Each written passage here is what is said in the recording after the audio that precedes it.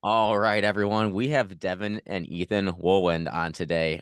These two young men have done things that I have never seen anyone else do. They are both best-selling authors, and on the real Power family, the family themselves is just amazing. So, Devin and Ethan, welcome aboard. Thank you very much for having us on, Paul. Yeah, Thank you. yeah. So I don't want to waste any time. Let's jump into this. Devin, how old are you? I'm currently 17 years old. And Ethan? I am currently 14 years old. And both of you have already built a pretty substantial investment portfolio. So Yeah. let's jump in and we're gonna start with Devin. He's the oldest. Who are you and tell me a little bit about yourself.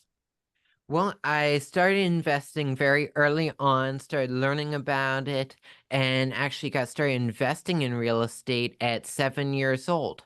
I currently own 48 units and have done quite a few other things. I've published a few books, including my first book, If I Can Do It, So Can You, that actually talks a lot about how I got started, as well as my family has a radio show, the Real Power Family radio show that that we do every weekday. Awesome. Ethan, take it away. I have do a lot of the same things Devin does. I have 40 units. I help run the Real Power Family radio show, and on that Real Power Family radio show, my brother and I alone, we do what's called a teenager takeover, where it's just Devin and I running the show, and sometimes we bring on a guest. In fact, we recorded one of those earlier today. Awesome. And how old are you?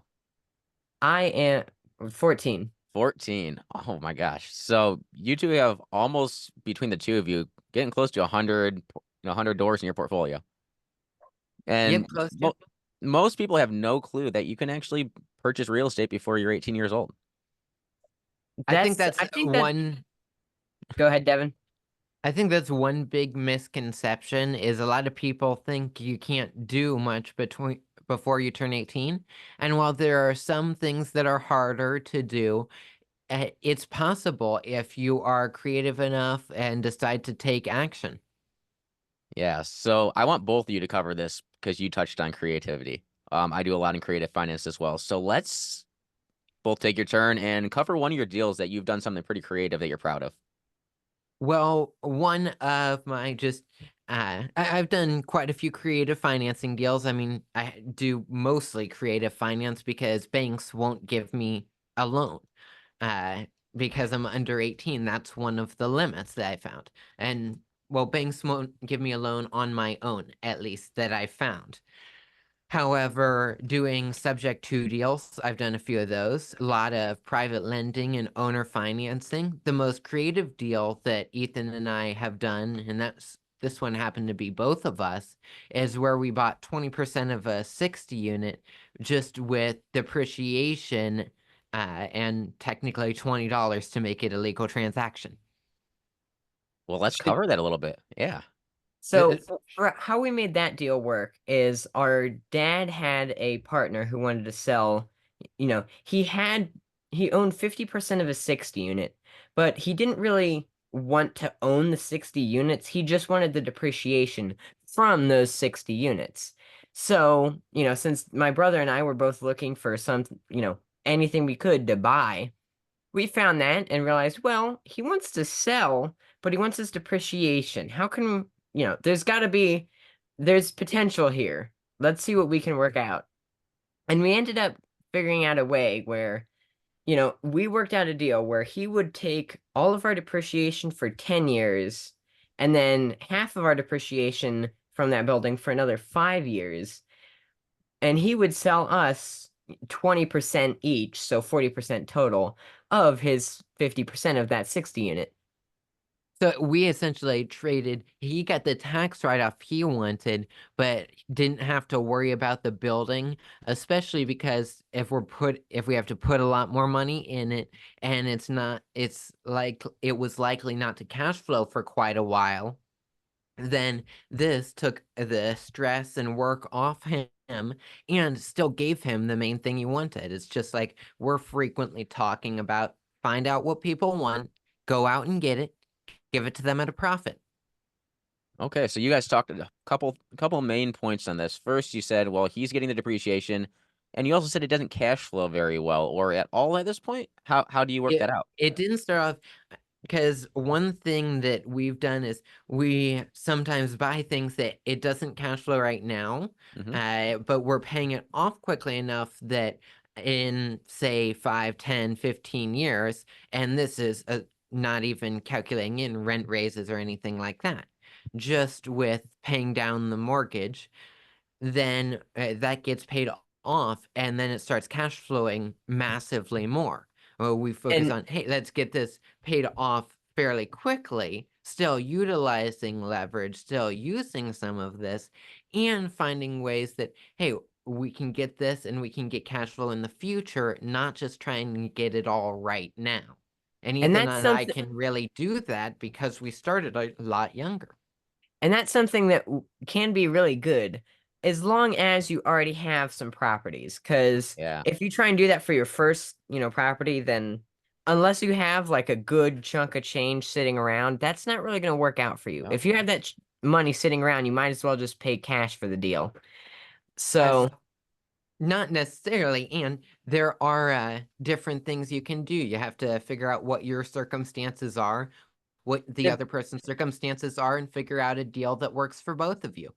depending on the thing. But yeah, so what we do is we take our money, we go out, or excuse me, we go out and we get a loan on the deal. That way, we do our math and figure out how close can we get this? How close can we get our payment to what we make from the property? That way it can be paid off as quick as we can, as quick as we can get it. Then we get that full, payment, that full income as soon as possible, basically, while still paying off the mortgage. So was there a lot of value add in this deal that's in order to either up rents or what were you doing to In get the this deal, property cash flowing?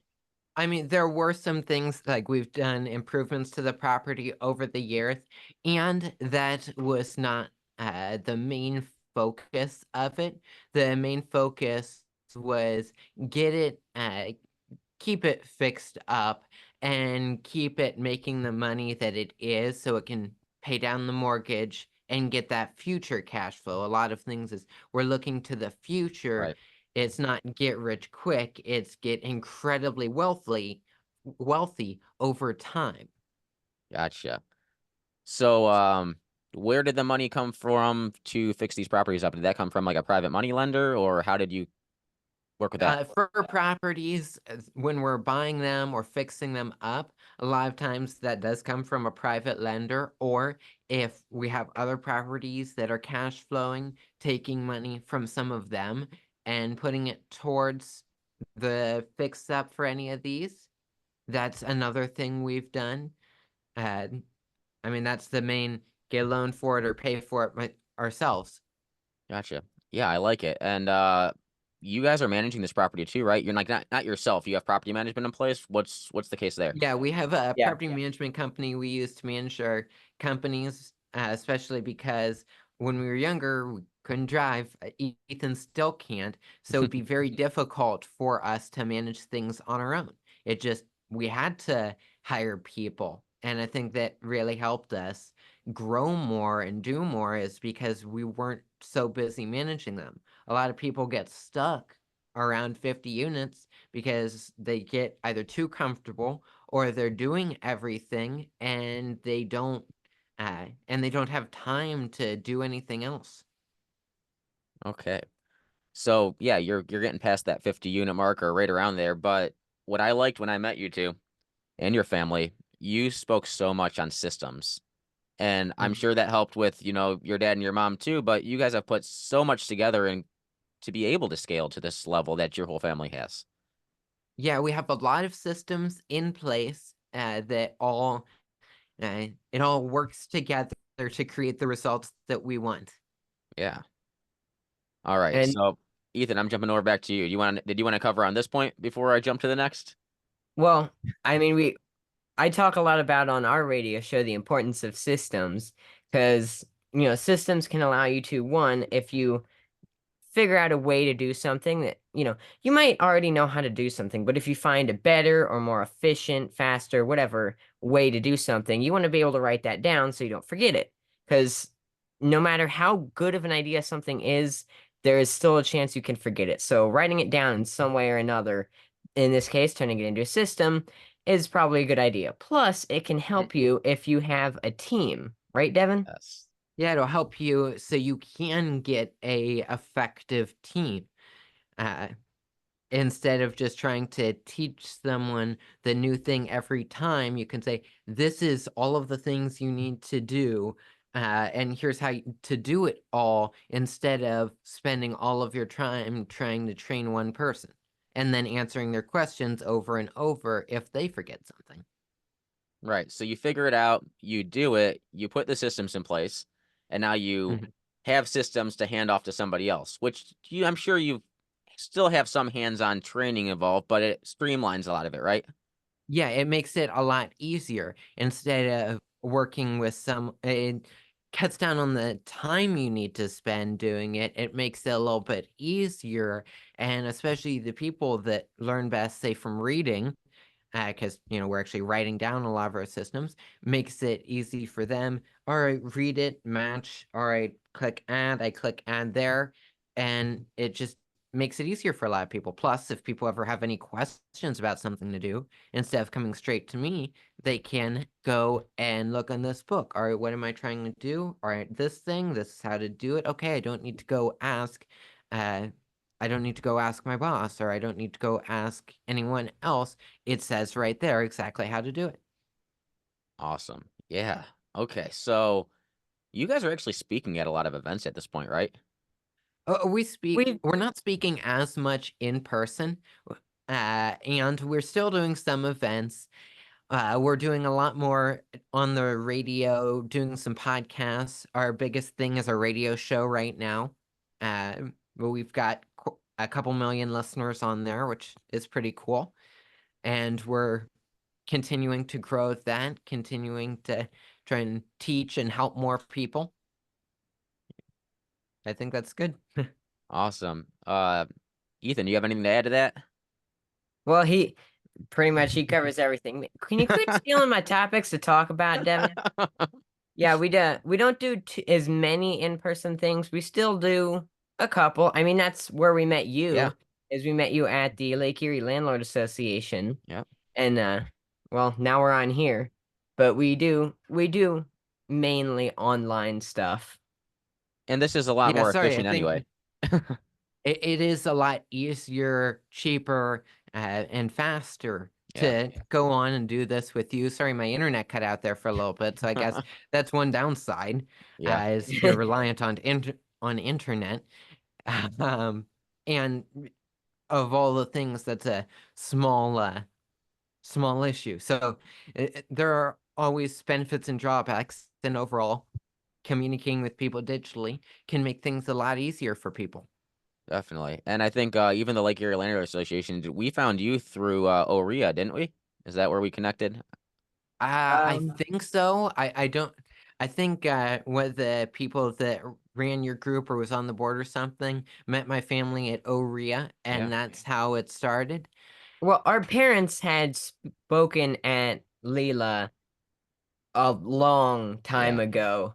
And Few then years. I think this what you said, Devin, was happening. Someone from Orea, uh, you know, reached out to us and asked us to speak there. Yeah.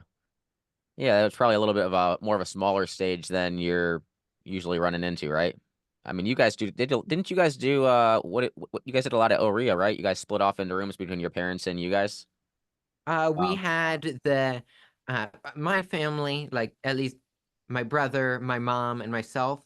We teach the youth academy there, and then last year, it was just Ethan and I. We taught one of the morning sessions at OREA. As well as the kids session. yeah. Yeah, And Um, yeah. Go ahead. sure, it might have been a smaller group, but I still like to teach people. I Yeah. still like this whole radio show thing that I'm doing and the YouTube thing that you're doing here. I like being on here. I like being able to help people. I want to be able to help them and make their lives be better. So if I can give more information to people, whether it's to 2 million people on the radio or whether it's to, you know, 50 to 20 people in person. If I can still, even if I'm talking to 2 million people on the radio, that's one of the downsides about this online stuff. There's not as much interaction. I can't, Yeah. ask the crowd something unless this is live, which I don't think it It's is. not, no. But in person, I can interact with and reach to the crowd more. And that can help a lot more people, I guess, understand and take more lessons away. Because, online, I might be talking to, 10 times as many people, but if I can't like truly reach to those people, then, what's the point? If I'm meeting, 200 people in person, and yet 50 of those I changed their lives, that's way better than talking to 2 million people and only having, 10 people change their life. Yeah. And I definitely got to have you guys plug this. We'll start with you, Devin, while you're on, sorry, Ethan, while you're on right now. You both have written books. So go ahead and plug your book and what it's about.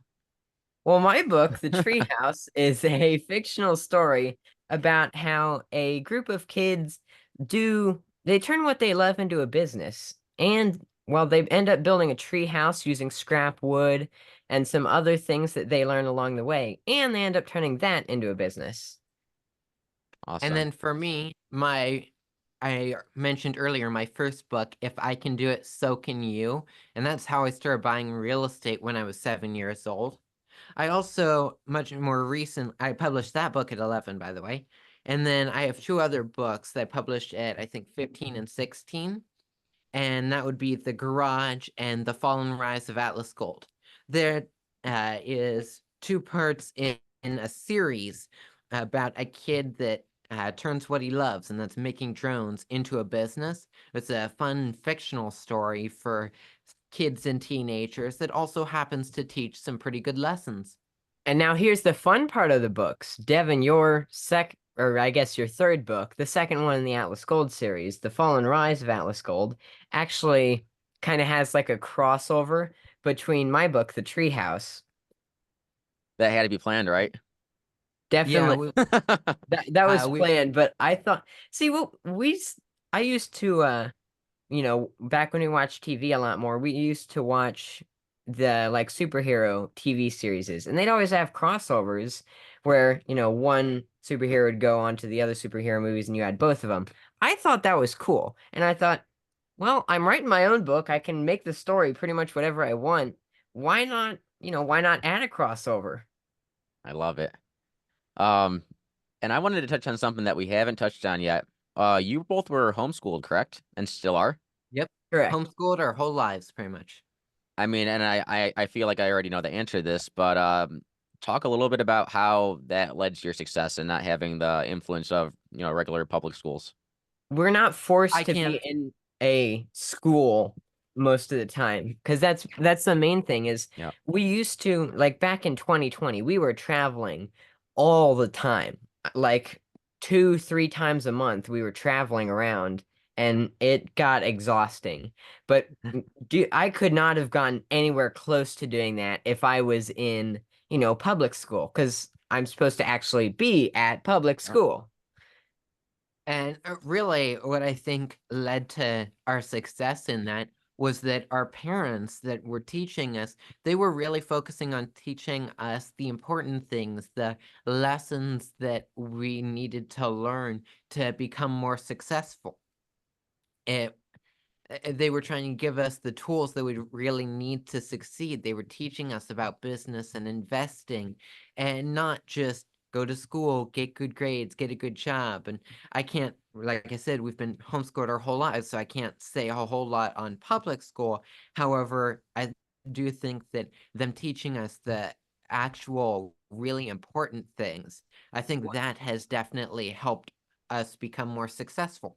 And one more thing I'd like to add to that, not only did they teach us what I'd like to say the right things, they taught us in the right way. Because there are a couple of different ways that you can, teach someone.